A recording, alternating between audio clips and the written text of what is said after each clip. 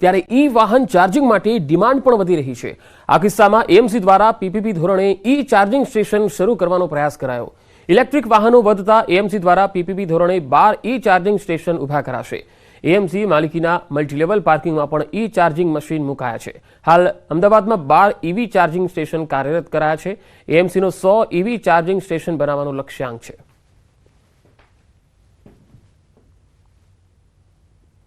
સિંધુબોન multilevel parking હોય, Prahlad level multilevel parking હોય, તદુપરાંત કાંકરિયા મલ્ટીલેવલ પાર્કિંગ, તો ત્યાં આગળ લોકો સરળતાથી એકદમ ફાસ્ટેગ ટ્રેક પર 2 કે 5 મિનિટમાં એનું ચાર્જિંગ થઈ જાય તે માટેના કોર્પોરેશન તરફથી અલગ અલગ 12 જગ્યાએ ઈવી પાર્કિંગ સ્ટેશનો ટૂંક સમયમાં જ શરૂ થશે।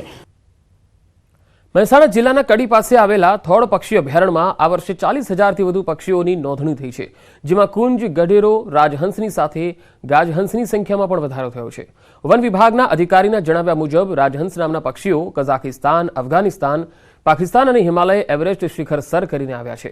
થોડ પક્ષી અભયારણ્યમાં દર વર્ષે 70થી વધુ પ્રજાતિના વિદેશી પક્ષીઓનું આગમન થાય છે।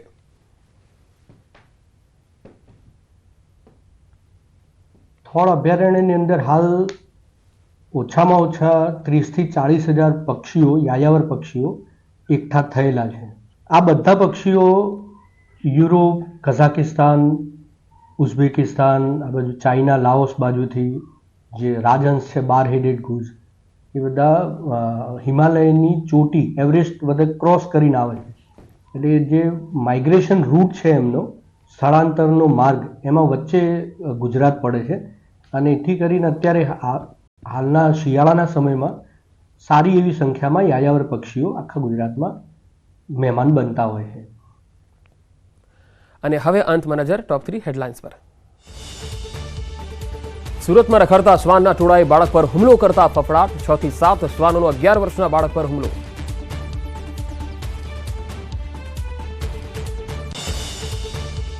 અમદાવાદથી અયોધ્યા સુધીની નોનસ્ટોપ ફ્લાઇટ 11 જાન્યુઆરીથી શરૂ થશે। નોનસ્ટોપ ફ્લાઇટ 22 જાન્યુઆરીએ મંદિરમાં સ્થાપિત થશે રામલલા।